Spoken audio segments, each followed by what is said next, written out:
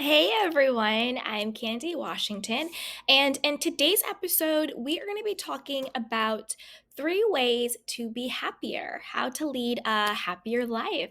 But before we dive into today's episode, if you need additional support, you can always join our newsletter. It is 100% free. And then also check out our courses down below on manifestation, self love, and so much more. And then also join our Patreon community. It's super supportive, and we have a lot of exclusive goodies in the Patreon community. So check it out down below. So, with that, let's dive right on in. So, the first way to be happier is to actually live with integrity by listening to your intuition. And what I mean by that is if inside of you, if your internal, you know, compass, if your intuition, if your internal guiding system, that little voice is telling you, do this, don't do that, go here, don't go there, turn left, don't turn right, but yet you're doing the opposite of that. You're actually not doing what your internal guidance system, your intuition is telling you to do, then you're not living in integrity. What you truly authentically want, what you truly authentically know to be true and right for you, is not what you're actually doing.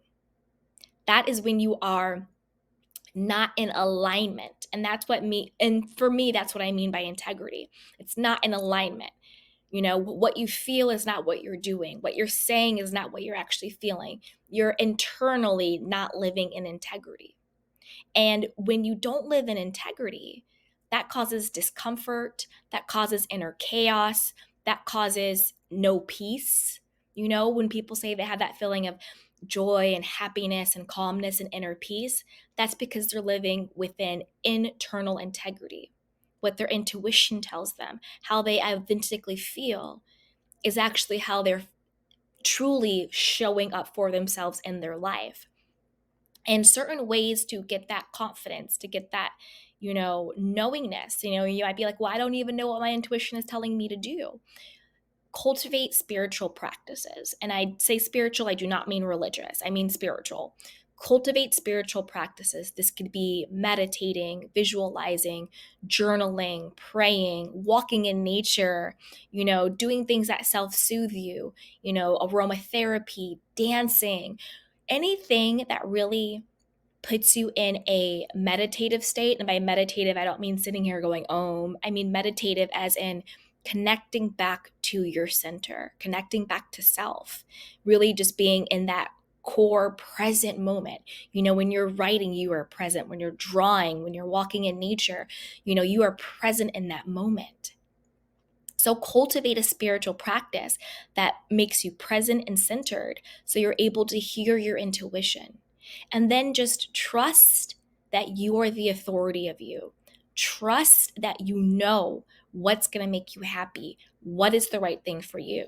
So when everybody around you is saying, don't take that job, or turn right, or don't be with that person, or don't do this, or look this way, or do whatever, but your internal guidance system, your true intuition is saying, no, turn left. It's okay to take this job. It's okay to start that business. It's okay to move to another city. It's okay to do whatever it is. You trust yourself above all else. And when you trust yourself above all else and you're able to hear your own intuition and you have the confidence to act in a way that is in service and in alignment and integrity with your intuition, you have no choice but to be happier, because that is what will bring you that inner peace. Okay. The second way to live a happier life is change your environment. If you are feeling stifled, if you are feeling stuck, if you're feeling unmotivated, if you're just feeling meh, sometimes it's just an environmental change. Maybe it is moving to another city or another country, but it also could just be redecorating your apartment, redecorating your house, taking a different route home, taking a different jogging walk, shopping at a different grocery store, going to a different neighborhood. It can just be that. Sometimes your energy just gets stuck and it just gets stagnant. And just changing it up a little bit, moving things around can really help you to be happier, to get that creativity back, to get that joy back.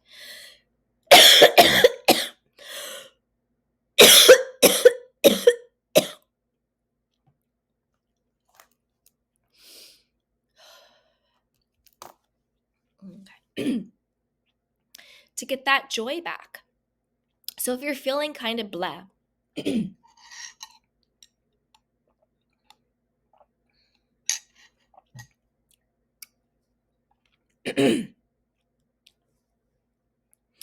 if you're feeling really stuck and you're feeling kind of blah, change up your environment.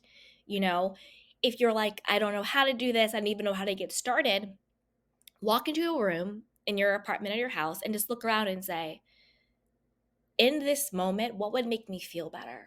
What would make me feel happier?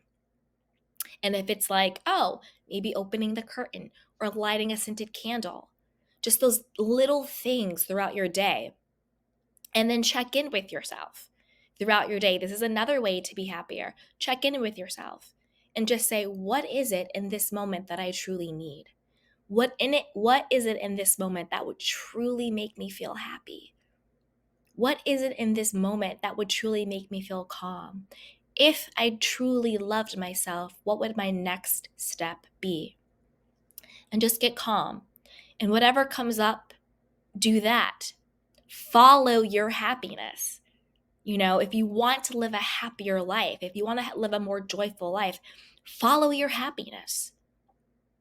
Go inward. If I truly, truly believe that I deserve to be happy, what would my life look like? And from that place, journal it out. If I truly believe that I deserve to be happy, what would my next step be? Journal it out. And whatever comes up from your consciousness, from your intuition, from your higher self, then use that as a blueprint. You know, your higher self knows what is right for you. Your higher self knows what will ultimately make yourself happy. So do that. Journal it out, meditate it out. Again, the prompt is, if I truly believed that I deserved to be happy, what would my life look like? And then also, if I truly believed that I deserved to be happy, what would my next right step be? And then from there, get the guidance, get the intuition, and know that you're worthy and deserving, and then do it. Do it. Follow your happiness. Okay. And then another way to live a happier life is to date yourself. That's right. Date yourself like you just met the hottest, coolest person in the world and they want to be with you. Date yourself, take yourself to the movies, take yourself to dinner, go to a fun class that you've been meaning to go to, whether it's a painting class, a salsa class, a boxing class, whatever it is, try something new, take yourself on vacation, do a at home night, even if you want to, but just do anything that just makes you happy, turn off work, turn off the phone and do what makes you happy. Date yourself, get to know yourself. This is how you're going to find out who you are authentically. This is how you're going to find out what actually makes you happy. This is how you're going to tune out the noise of society and your family and Instagram and your friends and everything else in the world that's going on. This is how you're going to tune out the noise of everything outside of you telling you what should make you happy, who you should be. And then actually getting in tune with who you actually are. And from that place, the knowing of who you actually are, follow your happiness from there. That is how you get authentic happiness. Not, this is what you should be. You should be married. You should have kids. You should have this amount of money. You should have this house. You should have this body type. Blah, blah, blah, blah, blah.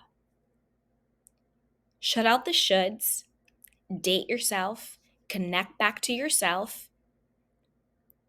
And then from that place of stillness and wholeness, follow what will make you authentically happy.